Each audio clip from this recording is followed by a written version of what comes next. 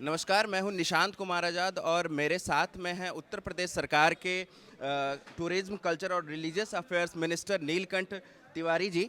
नीलकंठ जी, पर्यटन और संस्कृति की अगर बात करें तो इस सरकार में क्या-क्या काम हुआ? इतना काम हुआ और इतनी रचनाएं हुई उसमें, इतने विकास हुए कि उसके प्रतिफल में उत्तर प्रदेश इस समय डोमेस्टिक टूरिस्ट के लिए फर्स्ट डेस्टिनेशन बन चुका है। फर्स्ट डेस्टिनेशन के रूप में उत्तर प्रदेश है। पहले पर्यटन के एक हिस्से के रूप में तीर्थाटन को लिया जाता था, लेकिन मेरा यह मानना है कि पर्यटन तीर्थाटन का एक हिस्सा है, ओवरऑल नहीं है। उस तीर्थाटन को बेस करके उत्तर प्रदेश में काम किया गया। हमारे यहाँ उत्तर प्रदेश में विश्व के स्तर के आध्यात्मिक केंद्र हैं, वैश्विक आध्यात्मिक केंद्र हैं, भारत के सभी महत्वपूर्ण सांस्कृतिक केंद्र हैं। 1857 से जुड़ी हुई स्वतंत्रता संग्राम की स्मृतियां हैं, उनके स्थल हैं।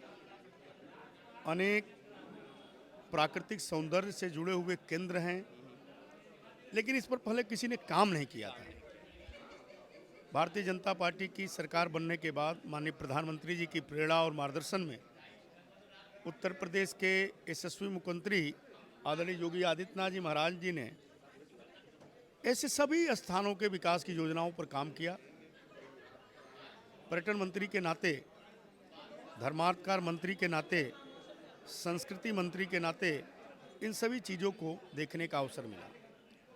आज पूरे उत्तर प्रदेश में 1000 से ज़्यादा ऐसे आध्यात्मिक सांस्कृतिक स्थलों पर काम हो चुके हैं।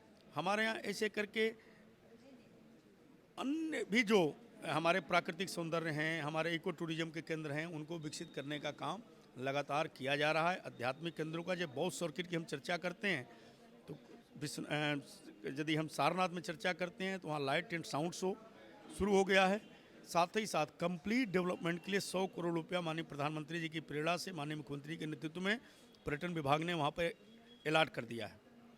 श्रावस्ती विकास हो चुका है। पर भी गंगा, माँ गंगा के किनारे ऐसे उत्तर प्रदेश में 1100 किलोमीटर का फाट है माँ गंगा का।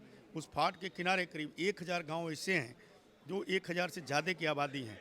वहाँ पर घाट बनाना, वहाँ पर पार्क बनाना और एक माँ गंगा को अर्थ गंगा से जोड़ने का जो आदरणीय प्रधानमंत्री जी का कंसेप्ट है, उसको लेकर भी पर्यटन विभाग आगे बढ़ चुका। अनेक कार्य जिसकी चर्चा किया जाए तो कम है। यही कारण है कि आज यूपी टूरिज्म में नंबर 1 पर पूरे भारत में है और यह केवल आदरणीय योगी जी के सरकार में हुआ। योगी जी के सरकार के पहले यही टूरिज्म विभाग 17वें 18वें नंबर पर होता था, आज नंबर 1 पर है। आपने कहा कि कल्चरल टूरिज्म में जो है प्रदेश जो है नंबर 1 हो गया है और मुख्य रूप से हम कहें तो अयोध्या में काफ़ी काम हुआ। अयोध्या में मंदिर बन रहा है, यहाँ पे विश्वनाथ कॉरिडोर बना है। लेकिन हम बात करेंगे जब भी तो चाहे वो मुख्यमंत्री हो या देश के अन्य मंत्री हो या आप हों, अपने भाषणों में लगातार अयोध्या, काशी के पास मथुरा की बात करते रहते हैं। मथुरा को लेकर के क्या एजेंडा और मथुरा को लेकर के क्या रोड मैप है? 216 स्थलों पर वहाँ पर पर्यटन विकास के आध्यात्मिक स्थलों का काम हो चुका है। गिरिराज जी के परिक्रमा का भी मार्ग सुंदर हो चुका है। वहाँ पर काम लगभग पूर्णता की ओर है।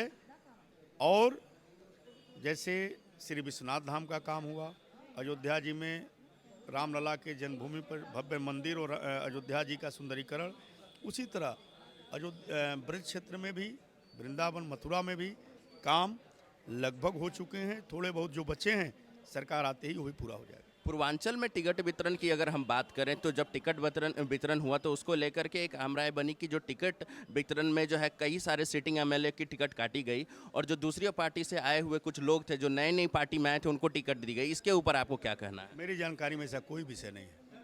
कहते हैं कि अगर प्रदेश में सरकार बनेगी तो वो पूर्वांचल के रास्ते जाती है। हम अगर 2007 का परिणाम देखें, 2012 का परिणाम, सीट हम पूर्वांचल में जीतने जा रहे हैं। एक भी सीट मेरी जानकारी में ऐसा दिखाई नहीं देता पूर्वांचल में जिसको हम हारने वाले हैं। मार्जिन की बात चल रही है, कितना बढ़ेगा।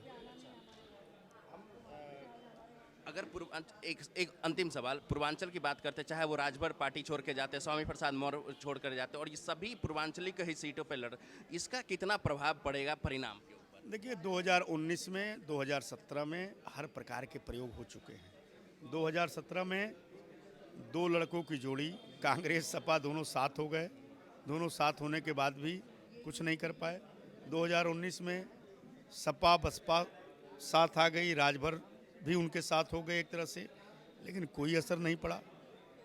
तो कोई नई बात थोड़े है इसमें, तो ये सभी चीज़ें आजमाया जा चुका है। पूरी देश की जनता, प्रदेश की जनता ये जानती है कि भारतीय जनता पार्टी एकमात्र पार्टी है। आदरणीय मोदी जी का मार्गदर्शन एकमात्र मार्गदर्शन है। आदरणीय योगी जी का नेतृत्व उत्तर प्रदेश में एकमात्र नेतृत्व है जो सुशासन दे सकता है, अपराध पर नियंत्रण कर सकता है, माफिया राज पर नियंत्रण कर सकता है, गुंडा राज समाप्त कर सकता है, भ्रष्टाचार समाप्त कर सकता है, बिजली दे सकता है, विकास दे सकता है, एक्सप्रेसवे दे सकता है, एयर कनेक्टिविटी दे सकता है, मेडिकल कॉलेज दे सकता है, अस्पताल दे सकता है, चिकित्सकीय सुविधा दे सकता है, इंफ्रास्ट्रक्चर दे सकता है, शिक्षा दे सकता है, व्यवस्था दे सकता है, व्यवसाय दे सकता है। एकमात्र यही नेतृत्व, यही मार्गदर्शन और यही पार्टी काम कर सकती है। पूरी एक एक जनता जानती है। हम लोग तो जा रहे हैं जनसंपर्क। आपने कहा कि भाजपा ही है जो सब कुछ कर सकती है और विकास, लॉ एंड ऑर्डर, तमाम मुद्दों पे सरकार ने काम किया भी है। एक मुद्दा है रोजगार का मुद्दा, जिस पे विपक्ष बार बार घेरता है पार्टी को, और कल्चरल मेरी बात सुन लीजिए, टूरिज्म, पर्यटन के माध्यम से रोजगार सृजन को लेकर के सरकार क्या कर रही है और क्या योजनाएं हैं? देखिए, श्री विश्वनाथ धाम का निर्माण हुआ। आप अभी यहाँ से जब निकलेंगे गोदलिया तक जाएंगे, आज कोई पर्व नहीं है, हजारों की संख्या में लोग आए हैं। शाम होते होते दुकानदारों के पास सामान नहीं रहते हैं बेचने के लिए, सामान खत्म हो जाता है। यह रोजगार की वृद्धि है। 1.5 करोड़ लोगों को उत्तर प्रदेश में संगठित क्षेत्र में रोजगार दिए गए हैं। 1.5 करोड़ लोगों को, 1.5 करोड़ लोगों को संगठित क्षेत्र में। असंगठित क्षेत्र में कितने लोगों को काम मिले इसकी कोई गिनती नहीं है। 5 लाख लोगों को सरकारी नौकरियां मिली। ये जो लोग बात करते हैं, मैं उनको मूर्ख तो नहीं कह सकता, लेकिन केवल उनको ये कहूँगा कि वोट के लिए अब उनके पास न तो, देखिए 2017 के चुनाव में भारतीय जनता पार्टी ने एलानिया गुंडाराज और भ्रष्टाचार को मुद्दा बनाया। 2014 में आदरणीय प्रधानमंत्री जी के नेतृत्व में जब भारतीय जनता पार्टी चुनाव लड़ रही थी, भ्रष्टाचार मुद्दा था। आज इनके पास न तो भ्रष्टाचार पर कोई चर्चा करने के लिए विषय है, क्योंकि भ्रष्टाचार समाप्त कर दिया गया। आज कोई मंत्री विधायक के ऊपर कोई आरोप नहीं है, हमारे सरकार के ऊपर कोई आरोप नहीं है भ्रष्टाचार का। गुंडा राज, माफिया राज समाप्त हो चुका है, वसूली बंद हो चुकी है, गुंडई अब होती नहीं है। अब कोई गुंडा सड़क पर दिखाई नहीं देता है, या तो जेल में है, या तो प्रदेश के बाहर है, या और कहीं है। वह अब समाप्त हो चुका था, कोई विषय नहीं है जी उनके पास। डिफेंस कॉरिडोर, एक्सप्रेसवे, विभिन्न डिफेंस कॉरिडोर पर अभी आया तो एक इकोनॉमिक सर्वे, यह काम किया है। 5 लाख करोड़ का इन्वेस्टमेंट हो चुका है, इंस्टॉल हो चुका है व्यवसाय, इस पर कोई चर्चा नहीं कर सकता। यह चूंकि चुनाव लड़ना है, जातिवाद उनका चला नहीं, संप्रदायवाद चला नहीं। अब जो भी मिलता है, जो भी मन में आता है बोलते रहते हैं। किसी के सपने में भगवान कृष्ण आ जाते हैं, तो कोई जिन्ना को लेकर के आगे बढ़ जाता है वोट पाने के लिए। ये सब चीज़ें होती हैं, कोई उसका विषय नहीं है। बहुत सवाल, कितनी सीटें भाजपा जीतने जा रही है चुनाव में? 300 प्लस। आपने देखा कि नीलकंठ तिवारी जी ने हमसे ऑर्गेनाइजर से बात की और बताया कि विपक्ष के पास न ही कोई मुद्दा है, न कोई काम है। उनकी सरकार ने पूर्ण रूप से बहुत ही अच्छा, बेहतरीन काम किया है, चाहे वो रोजगार के क्षेत्र में हो, पर्यटन के क्षेत्र में हो, या फिर सांस्कृतिक क्षेत्र में हो। उन्होंने तमाम चीज़ें गिनाई और उनका कहना है कि भाजपा जो है पूर्ण बहुमत के साथ प्रदेश में वापस आ रही है।